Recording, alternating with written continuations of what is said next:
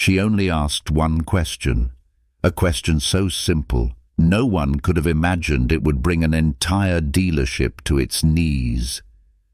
Why wasn't this fee here yesterday? Her voice was soft, but the salesman's reaction was not. He didn't smile, he didn't explain, he didn't apologize. He glared, lowered his voice, and said, as if issuing a threat, "You already signed. Just be quiet and take the car." No one in the room spoke up.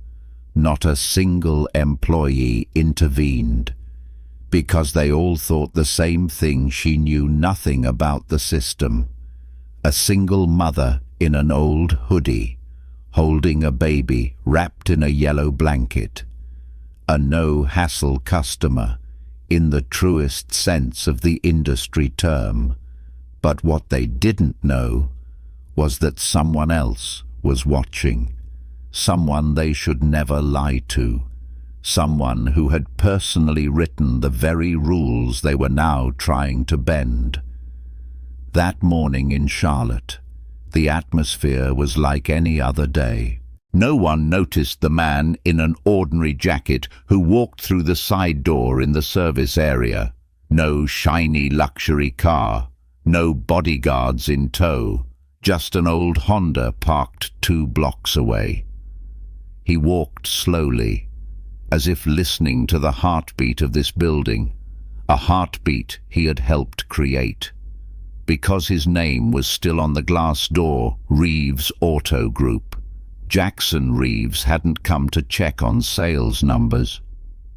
He came because of a feeling, a series of whispers, scattered feedback, a kind of disconnect no one could pinpoint, but everyone could feel, especially him.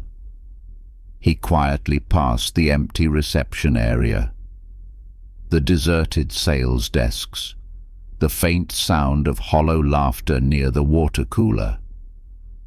Nothing was terribly wrong, but nothing was quite right either. And that was the problem. Then he saw her. A young woman, standing alone by the glass door, marked Vehicle Delivery, Finance. In one arm, she held a thick folder of paperwork. With the other hand, she gripped the handle of a small baby carrier resting on the floor. The baby slept peacefully, its rosy face pressed against the yellow blanket. The woman didn't call for anyone, didn't ask a question. She just waited. For a brief moment, his gaze lingered. There was something familiar, the way she stood, straight-backed but withdrawn. The way her eyes didn't dart around but were locked on a single point. That quiet yet resilient posture. A memory flipped like a switch. Rachel Monroe, a former accountant, used to work at the Memphis branch, a woman of few words, but who had once stood up to point out a discrepancy in a fleet sales contract. She had spoken the truth, and then she had disappeared without a trace. Now, here she stood, no longer part of the system, but someone being treated by that system as if she didn't deserve to be heard. Jackson stepped back, hiding behind a display stand of brochures. He didn't want her to see him. Not yet.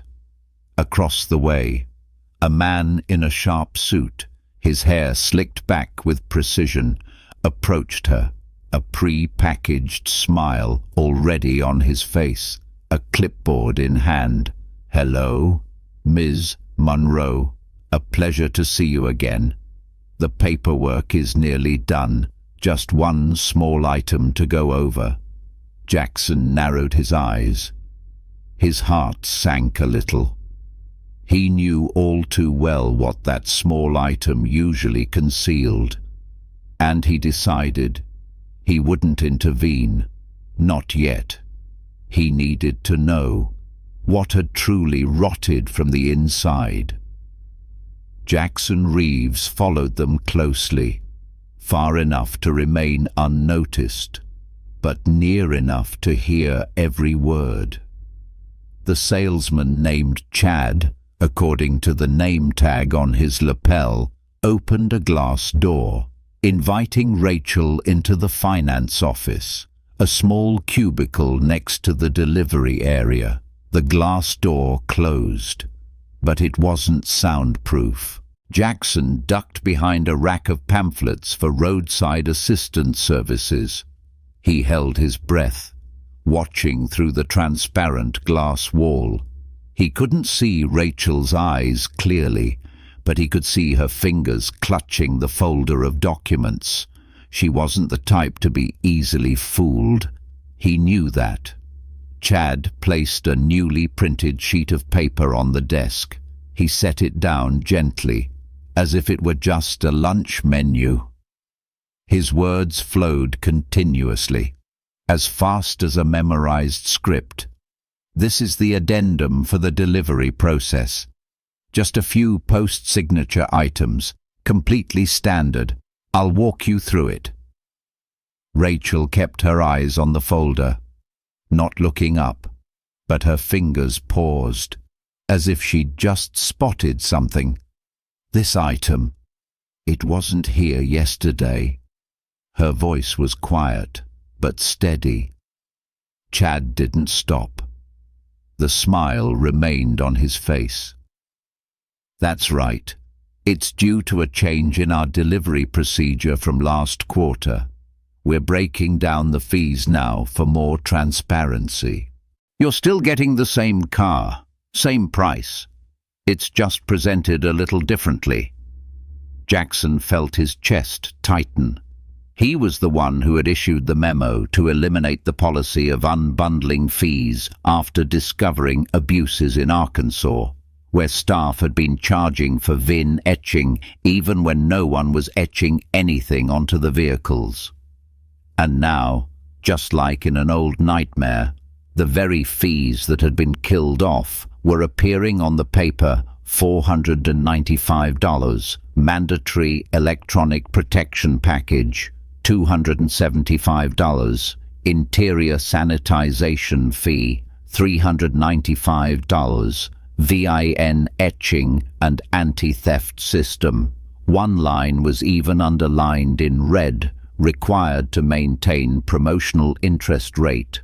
Why does it say mandatory? Rachel asked, this time looking up. Chad was still smiling. Well, it's not strictly mandatory, but it's part of the conditions for the bank to approve the low interest rate.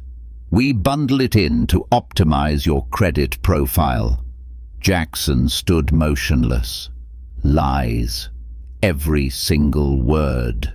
No bank required electronic protection to approve an interest rate. No VN etching had existed post-2021. He looked at Rachel. He saw her eyes scan the paper quickly, but her expression remained calm. She knew. She was calculating, not the numbers, but the limits of her patience, the limits of being disrespected, the limit between moving forward or walking away. Chad continued to push a pen toward her. You just need to sign this final confirmation. You've already agreed to everything. This is just the final step to close the file. Rachel closed her eyes for a second. Then she asked softly, "Can I take this copy home to review and sign it tomorrow?" A few seconds of silence. And then Chad's voice dropped. "Your car is being detailed for delivery right now. If you leave, we'll have to re-enter the entire file from scratch. It's a pain, a waste of time. You already signed." So, Just be quiet and take the car." The words fell into the space like a cold blade. There were no gasps, no reactions, just the air suddenly tightening like an overstrung wire. Rachel didn't move. She remained seated, but her hand gripped the folder tighter, not out of fear, but because she had just realized she'd been backed into a corner, just like so many customers before her. And Chad, he didn't back down. He didn't apologize. He just nudged the contract forward one more time. Jackson turned. No more hiding. He stepped away from the brochures, rounded the corner into the hallway, and walked toward the glass door. A man, not in a suit, not bearing the title of CEO, just quietly walked in. His voice was deep and steady. "That delivery fee is not in the original contract." The room froze. The story was about to take a turn that no one could have predicted. Jackson's words landed softly, but their impact was like an aftershock. Chad blinked. Rachel looked up, surprised. No one in the room had time to react. Jackson stood there, his hand resting on the edge of the desk, his eyes fixed on the still open folder. No shouting, no waving his arms, just a presence, calm but immovable. VIN etching, electronic protection package, interior sanitization fee. Show me the line in the contract that authorizes this dealership to charge for those items. Chad caught his first breath. "Excuse me, who are you?" Jackson didn't answer right away. He turned to Rachel, the woman who had vanished from his company after speaking the truth. She was still sitting silently, her hands gripping the handle of the carrier, as if her little daughter was the only thing anchoring her to this room. Their eyes met. Not the gaze between a CEO and a customer, but between two people who understood what happens when the system chooses silence over truth. Jackson looked back at Chad, his tone unwavering. "It doesn't matter who I am. What matters is that these fees are not allowed to exist. Can you explain them, right here, in front of her?" Chad straightened up, trying to regain his posture. "I've worked here for 4 years. I know the procedure. These items are in the system. The finance department will explain further when the paperwork is complete." Jackson didn't budge. He just pointed to the paper. "No. You will explain it now. Here, there are no add-on packages. There is no VIN being etched. There is no policy that requires electronic protection." Chad started to waver. His eyes darted to the computer, to the door, then to Jackson. In an instant, the confidence of a salesman in control of the situation vanished. Rachel stood up. She said nothing, but her silence was beginning to carry weight. Her face wasn't angry, just clear. No trembling, no hiding. And as she lifted the handle of the baby carrier, the little girl inside stirred softly. Chad saw it, and for the first time he understood he had just done something irreversible. "I don't have to explain myself to someone who has no authority." Chad started to retort, but the sentence hung unfinished in the air. Behind Jackson, at the end of the hallway, Another man had just appeared. Black suit jacket, blue tie, a name tag clearly visible: Tom Whitaker, branch manager. Tom had just walked in, about to offer a greeting. But when his eyes landed on the man standing in the room, he froze. Mr. Reeves. His voice was as soft as a whisper, as if he couldn't believe who he was seeing. Chad whipped his head around. His eyes went wide. "Wait, you're—" Jackson didn't turn, didn't confirm, didn't deny. He just looked at Rachel. Once more. "I apologize," he said, softly, sincerely. "We don't treat people like this. Not under my name." Rachel frowned slightly. She was still putting the pieces of the situation together. But Jackson had already turned around. He looked straight at Tom. "I need a conference room. Now." Tom didn't dare object. He just nodded, hastily gesturing toward the end of the hall. And Chad. He stood there, half stunned, half terrified, his hands limp at his sides, the clipboard nearly slipping from his grasp. Jackson turned back to Rachel. "Please, come with me. I want to make this right." She didn't answer immediately, but she nodded, slowly. And this time, her steps were firm. No more hesitation, no more bowing her head. In that moment, everything shifted. This was no longer a normal car purchase. She was no longer a single mother who could be easily led.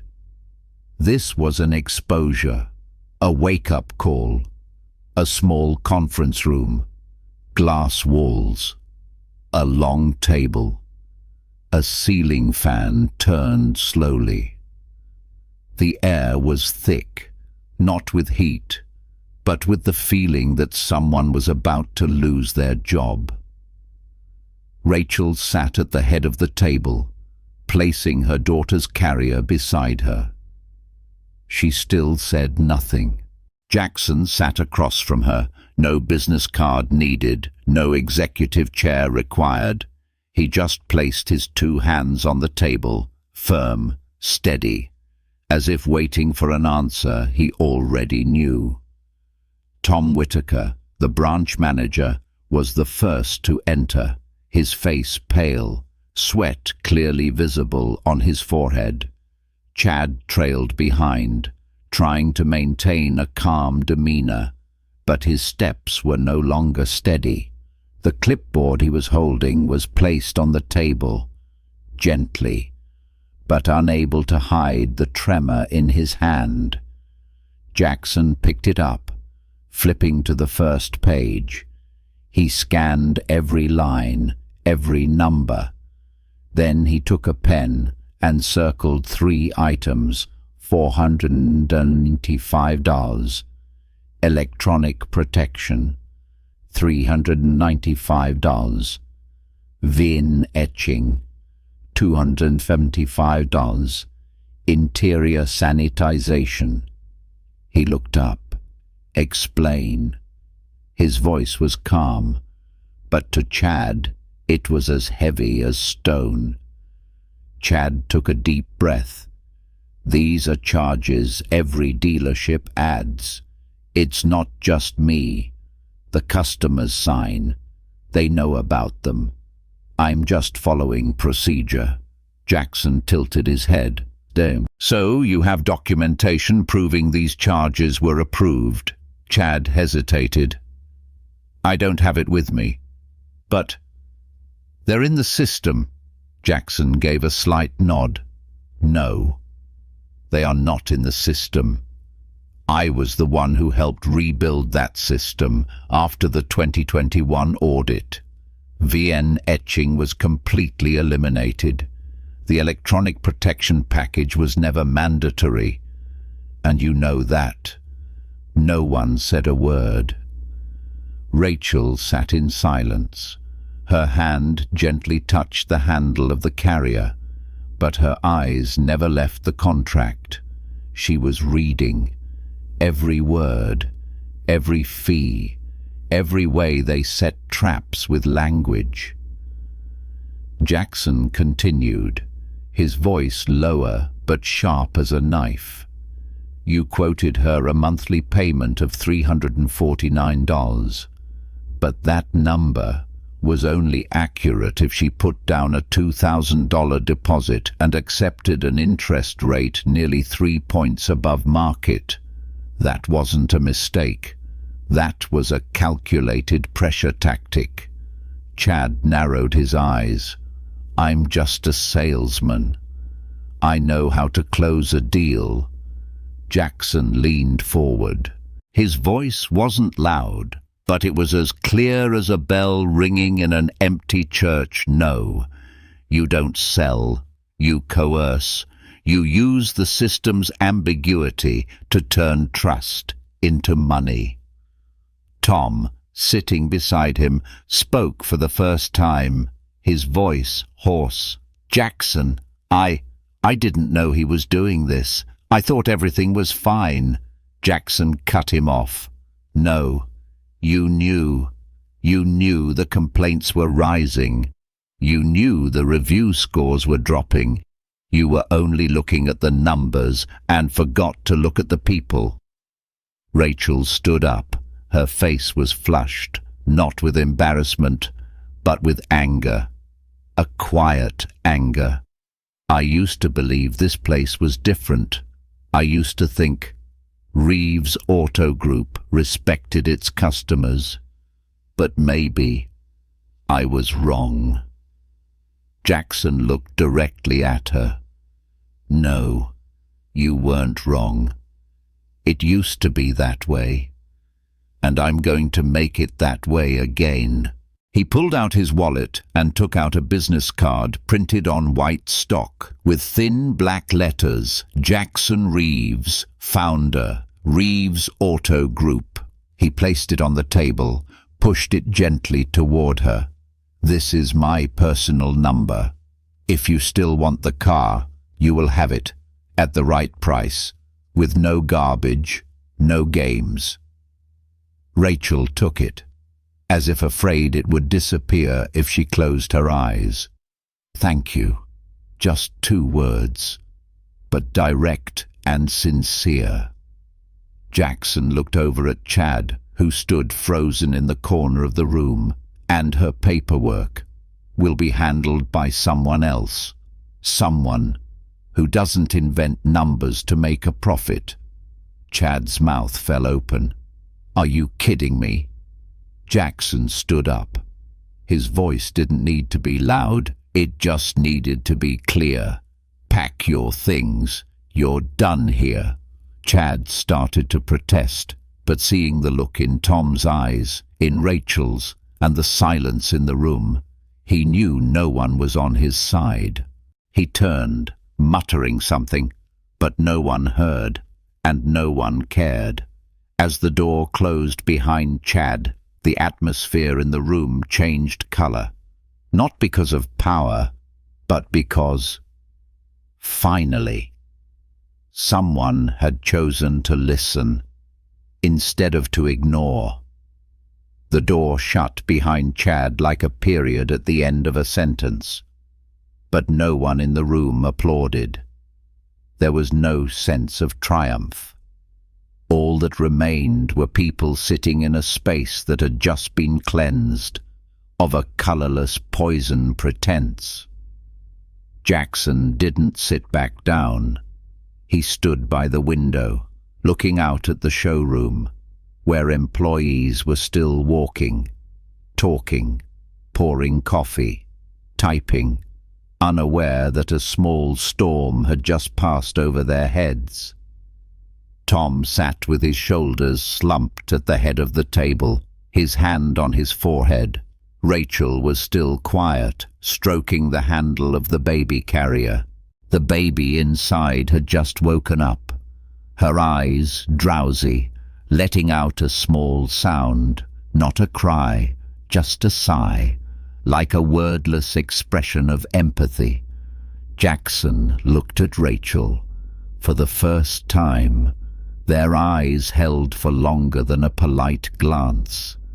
She didn't ask why he was there. She didn't demand multiple apologies. She just spoke slowly. In a slightly hoarse voice, "I thought I was stronger than this." But when someone keeps lying while looking you straight in the eye, you start to doubt yourself. Jackson nodded, slowly, not rushing to soothe her, not offering a forced explanation. He knew that feeling, the feeling decent people often encounter when they are surrounded by the slickness of those who know how to exploit the blind spots of others. He said softly, "We built this place so no one would ever have to feel that way. But sometimes the things we build get cracked by other people." They both stood in silence for a moment. Tom, after a few minutes of quiet, finally spoke Jackson. "I didn't realize things had gone this far. I thought I had it under control. The numbers were fine. Sales weren't dropping. I just thought customers were getting more difficult." Jackson turned back, his eyes sharp and sad. "No, the customers didn't change. We did. We stopped listening. We stopped asking why. We stopped paying attention to anything that wasn't on a report." He sat down, no longer the boss, just a tired man who had just witnessed a massive crack in the place he had put his faith. "Do you know what bothers me the most?" he asked Tom. "It's not Chad. It's not the hidden fees. It's the indifference of everyone else in this dealership. No one saw anything unusual. No one asked a question. No one asked Rachel if she needed any help today." Rachel looked up. She was listening, not for an excuse, but for confirmation that she was no longer being dismissed. Jackson continued, "When a culture allows apathy to happen every day, in silence, eventually, that silence becomes the crime." He turned to face Tom. "And I can't stand by anymore." No one said anything else. No one needed to. Outside, employees started to notice as Rachel and Jackson left the conference room. A few eyes looked up, then looked down. A few whispers. Everyone felt that something had changed, but no one could yet put a name to it. At the reception desk, the young woman on duty froze when Jackson looked directly into her eyes. "When Rachel walked in this morning, did you greet her?" The girl stammered. I don't remember." Jackson didn't scold her, didn't yell, "Start remembering," or "Start looking for another job." He didn't need to say it loudly. The entire sales floor heard it. Rachel didn't smile. She didn't need to, because she knew what happened today would not be easily repeated. They walked out of the showroom. No one held the door for them, but it was wide open. Beside Rachel, the carrier swung gently with each step, and behind them, a company was beginning to wake up. That afternoon, the ground floor conference room at Reeves Auto Group was full for the first time in months, not for a new car launch, not for a special promotion, but because the founder, Jackson Reeves, had just requested a private meeting with the entire management team. and no one dared to refuse. Tom Whitaker was there, still shaken from the morning's encounter. Rachel was also there, not as an accuser, but as a witness to the truth. And across the table was Chad Morrison, still trying to cling to his old persona, shoulders back, legs crossed, his mouth fixed in an unreadable smirk. Jackson didn't take the center seat. He stood, his back against the wall, his hands clasped. His voice was low, almost cold. "We are going to do this publicly. Because what happened this morning wasn't just a procedural violation, it's a symptom of a disease." He placed the amended contract for Rachel on the table, opened to the last page, where the shady fees were packaged like mandatory gifts. $1,165. 3 surcharges not approved by the system. No certification, no regulation, no enforcement. He looked at Chad. "Do you want to amend your statement before I request a full audit of your personal accounts?" Chad shrugged. "I just did what everyone else does. No one complained before. I hit my targets. I generated revenue." Jackson moved closer, placing both hands on the table. His voice wasn't high, but it was chilling. "Revenue earned by silencing people is not an achievement. It's an abuse of trust." He turned to Rachel. He looked you, a person who once worked for this company, directly in the eye and said, "You already signed. Be quiet and take the car." The entire room went silent. Tom swallowed hard. The head of finance looked down. A few newer managers glanced at each other nervously. Chad was still smirking. "Every car buyer gets extra fees tacked on. Who cares about a few $100s if they really need the car?" That sentence was the last straw. Jackson didn't raise his voice. He just nodded. "Thank you for confirming. That to you. A customer is just a number, not a person, not a relationship built on trust, not a real-life story." He turned to Tom. "I want every transaction from the last 90 days reviewed. Every contract, every line item, every sales pitch." Then he looked around the room. "And I want a private conversation with every single salesperson, not to check their KPIs, but to ask one simple question: who taught them that lying was part of the job?" Chad jumped to his feet. "This is just a blame game. Everyone does it. I'm just the one being made an example of." Jackson said only 4 words: "Because you got caught. And then you're fired." Effective immediately. No negotiation. No one stopped him. No one defended Chad. Chad quietly gathered his things. He left the room with a fistful of anger and nowhere to release it. But outside, the whole building already knew.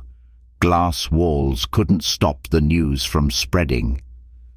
Rachel stood up, but this time with a different kind of composure. No longer tired, no longer hesitant. Jackson gave a slight bow of his head. "Thank you for not staying silent," she replied softly. "Thank you for not looking away."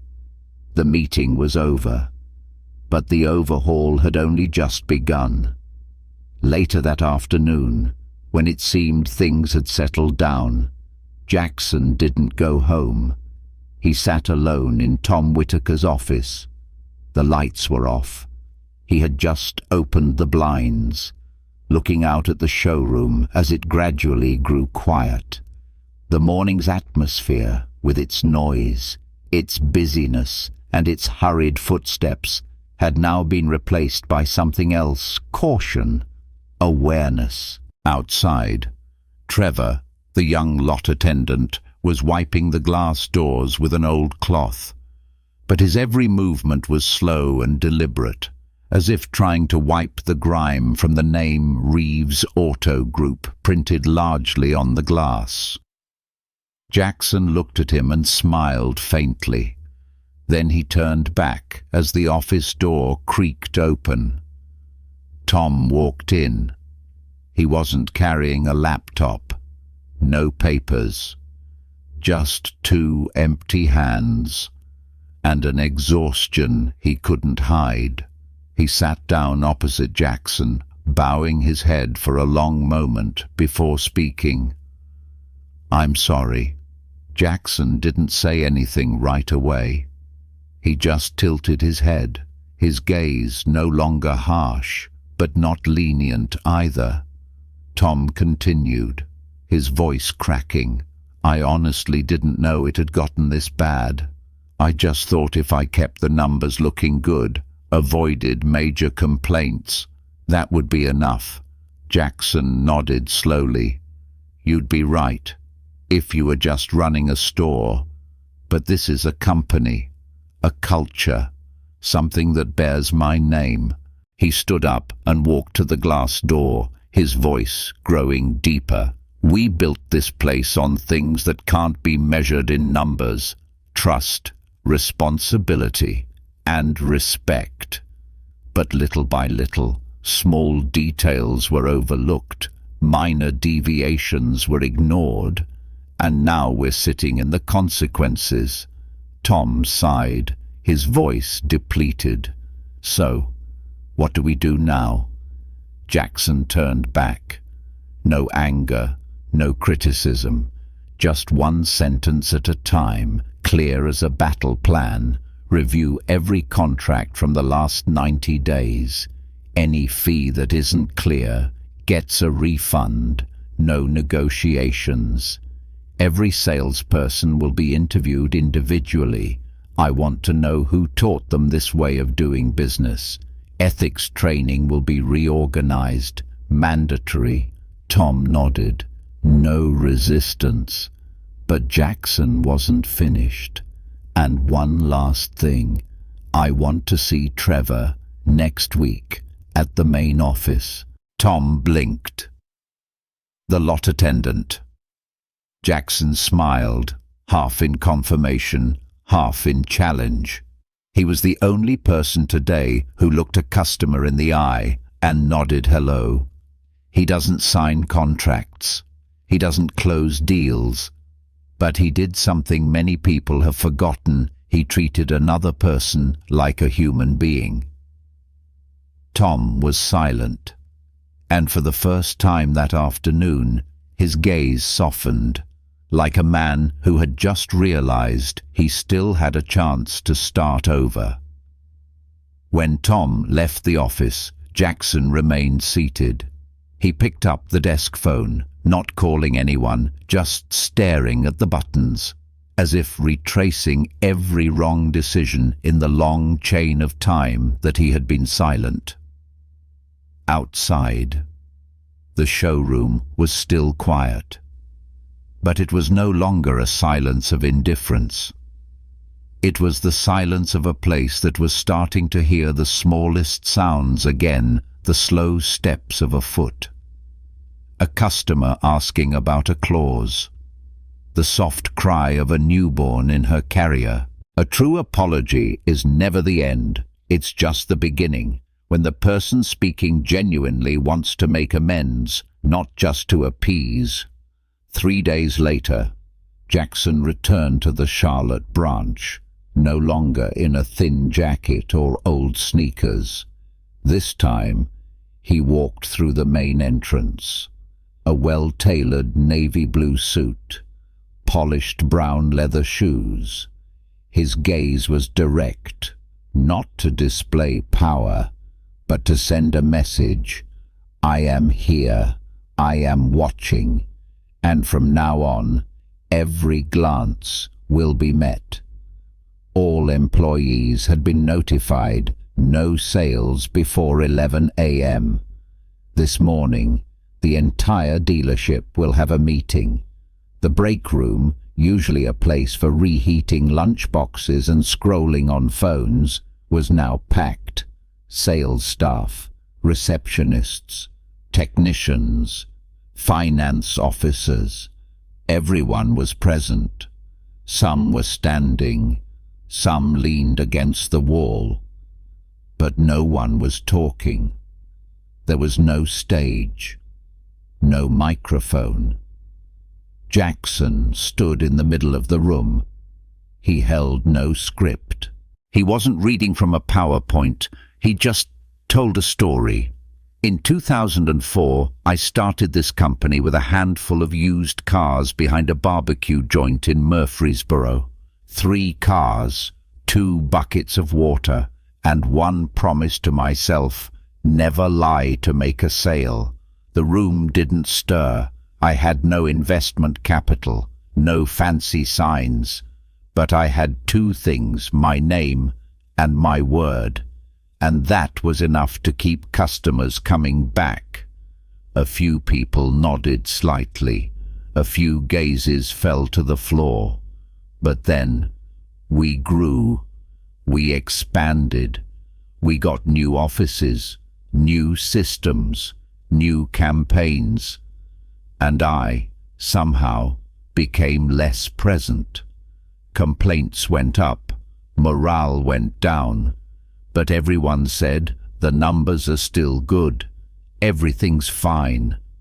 Except, fine is when a single mother is pressured into signing for junk fees and no one speaks up. Fine is when the receptionist can't remember if she greeted a customer. Fine is when a decent person is seen as naive. He paused. Then he asked directly, how many people in here have seen a coworker tack on fees but chose to stay silent?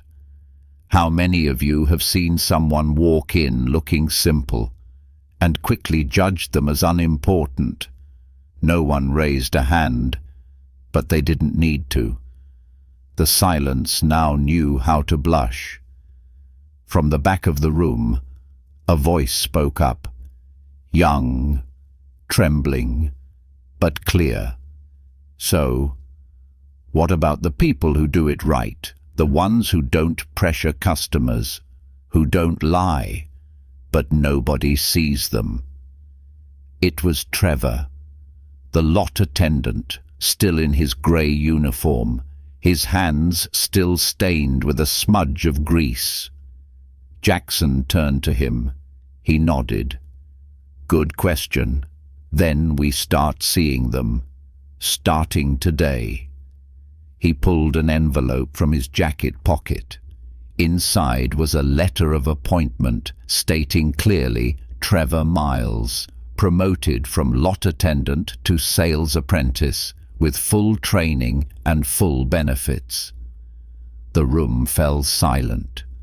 Trevor's eyes widened. He looked around as if in disbelief. Are you serious? Completely, Jackson replied, smiling. Because of everyone I saw that day. You were the only one who greeted a customer with an honest look in your eye. There was no round of applause, no cheering, just people starting to stand a little straighter. The receptionist adjusted her collar. A technician gave a slight nod. An older salesman looked down at his own hands, which were so used to holding the pen that rushed customers into signing. Change doesn't have to be loud. It just has to start with the right person, and a real one. After Trevor's promotion was announced, the atmosphere at Reeves Auto Group didn't become lively or noisy like in a typical company meeting. On the contrary, it was quiet but profound, like after a storm has passed, and everyone begins to survey the wreckage, not to complain, but to repair. That afternoon, Jackson held a special internal meeting with the entire management team, from finance to customer service, from sales to technical support. There was no speech, no performance rankings, just a single contract projected onto a screen, Rachel Monroe's contract. Jackson stood beside the screen, highlighting each item: electronic protection package, $495, interior sanitization fee, $275, VN etching, $395. And finally, he asked a question, not looking at anyone in particular. How many of you sitting here have seen charges like these and said nothing? No one answered. He spoke slowly. It's not because you weren't smart enough to notice. It's because you were convinced that silence was the safe choice. We're not talking about one person's mistake. We're talking about culture. And a culture doesn't need a gunshot to rot. It just needs a nod in the wrong place. A technical manager spoke up. I thought the sales department had the authority to adjust supplementary fees. Jackson looked at him, not with anger. It's because everyone thought that everyone stopped checking. And when the checking disappears, ethics begins to bargain. Over the next 3 weeks, Jackson implemented the entire reform plan. Every employee had to attend a 3-week training course on ethics and customer care. An internal audit team reviewed all contracts from the last 90 days. Incorrectly charged fees were refunded, without customers having to call. Little lies, whether over the phone or in person, were documented, warned, and, if repeated, terminated. And then Jackson did something no one expected. He called Helen Briggs. Helen had been the head of guest relations, a sharp, principled woman respected by the entire showroom, before she left 2 years ago because she no longer felt this was a place she could be proud of. When she walked back into the office, with her hair tied back neatly, a grey suit and a cool gaze, the whole office seemed to pause. She was back, not to greet guests, but with a new title, Head of Customer Experience and Internal Transparency.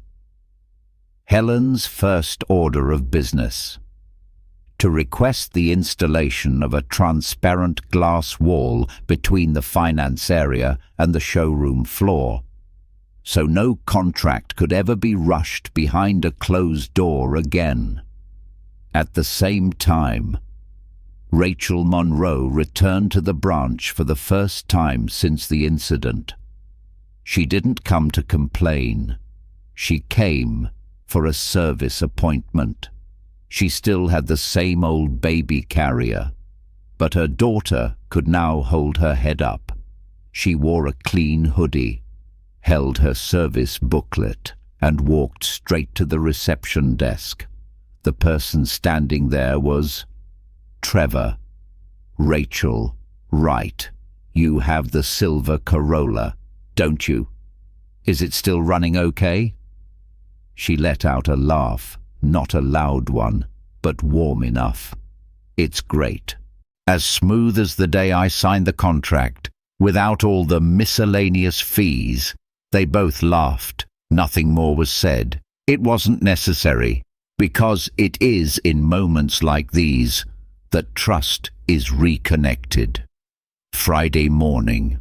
Sunlight streamed through the showroom windows of Reeves Auto Group. But the light wasn't the only thing that had changed. The atmosphere was different.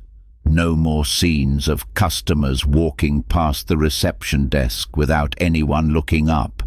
No more employees having private conversations during a vehicle delivery.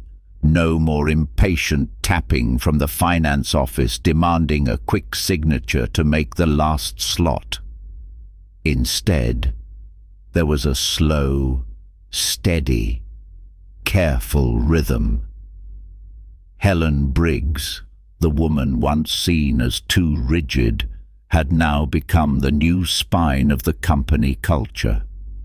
She stood in the finance area every morning, a checklist in hand, her eyes scanning each transaction like a laser.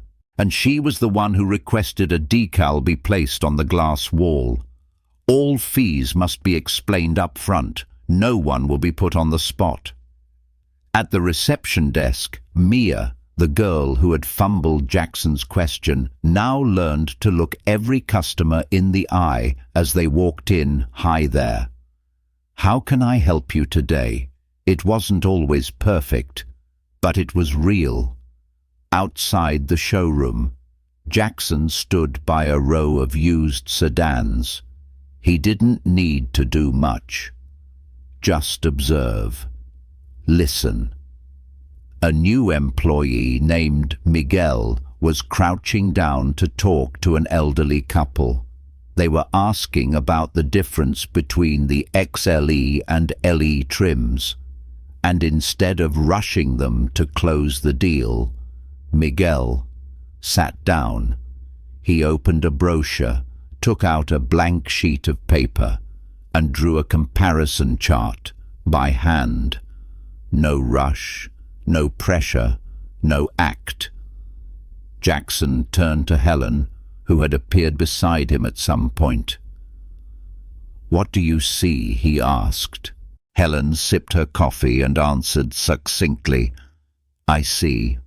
They're starting to remember what their job is." Jackson nodded. "It's not selling cars. It's keeping a promise." Trevor, now a full-fledged sales apprentice, had learned that too. He wasn't as slick a talker as the veteran closers, but he had eyes that knew how to listen, and something no one could teach: sincerity. Once, a customer asked, "Are you new here?" Trevor smiled, scratching his head. "Yes, sir. But I was chosen not because I'm good at selling, but because I'm good at not hiding things." The customer burst out laughing and signed the contract without hesitation. Jackson returned to his office at the end of the day. On his desk was the sales report for the first week after the reforms. The numbers were not impressive, down 12% from the previous month. But he didn't frown. He knew that was the price of doing the right thing, and it was a long-term investment in trust.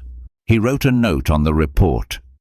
"Acceptable, because I don't measure performance by the number of cars sold. I measure it by how many customers come back without suspicion." Outside, it was getting dark. The lights from the showroom reflected off the new glass wall. That transparent glass wasn't just a material. It was a declaration that from now on, no one was allowed to whisper something to a customer that they wouldn't dare say out loud in the light. All reform begins with a look that is met, and a door that is no longer closed. Sunday morning, the Tennessee wind drifted gently over the old wooden steps where Jackson Reeves was sitting, alone, with no one calling him boss or sir. In his hand was a cup of black coffee, gone cold. No one had made it for him. No one had brought it to him.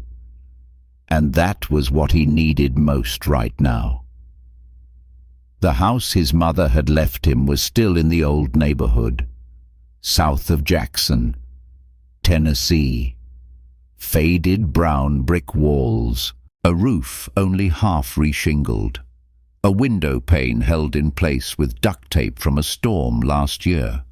But to him, everything was still intact. He reached into his jacket pocket and pulled out an old photograph.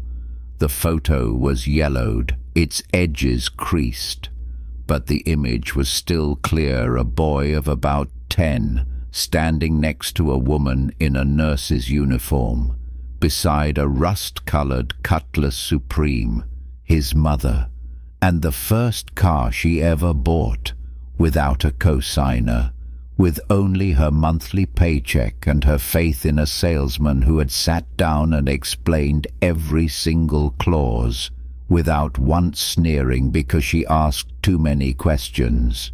Jackson never forgot that afternoon, not because the car ran smoothly, but because she left the dealership with her head held high. Not every customer needs a good price. Some just need to be respected. The following week, when Jackson returned to the main office, he ordered a new sign to be installed right above the entrance to the Charlotte showroom. Not a promotional sign, not a marketing slogan, just a simple plaque of matte metal with engraved letters. We treat every customer as if they are buying the first car of their life, with patience, with truth, and with respect. The sign wasn't flashy. No LED lights, no welcoming jingle. But every morning, Trevor looked at it before starting his shift. Every time Rachel came for a service, she would glance at that sign as she walked through the door, as a way of reminding herself that sometimes a small act of persistence can change an entire system. And Jackson, he didn't need to stand in the middle of the showroom. He didn't need to give another speech. He just sat in his office, looking through the transparent glass, where Helen was checking contracts, where Trevor was greeting a customer, where a new employee was learning to listen before speaking. Because now, he knew a company doesn't change with a speech. It changes with actions, person by person, day by day. It doesn't have to be loud. It just has to be resolute and sincere. The story doesn't end with a hug, a refund, or a firing, because it was never just a story about a car. This is a story about what happens when people stop listening, when every small refusal, every averted gaze, every form pushed to be signed becomes a habit that kills trust. Jackson Reeves was not a hero. He didn't come to save or to punish. He came to remind people of something many once knew and then forgot. That decency never goes out of style. That transparency isn't a strategy, it's character. That how we treat the vulnerable is what defines our true strength. And Rachel Monroe. She didn't walk out of the dealership with a large settlement, with no media praise. She just got her car back at its true value. And more than that, she got back her own value, to be heard, to be respected, to be protected. She had once disappeared from the system for daring to speak up. But this time, she didn't need to shout. She just needed the right question at the right time, and one person who chose not to look away. And Trevor, the lot attendant with no college degree, who didn't know any slick sales techniques. He only had one small habit: to nod and greet every customer as if it were the first time they had ever walked into this world. It turns out, honesty doesn't need to be trained. It just needs to be recognized. After all, the changes at Reeves Auto Group weren't in the new signs or the sales reports. They were in the slower glance when handing a pen to a customer to sign.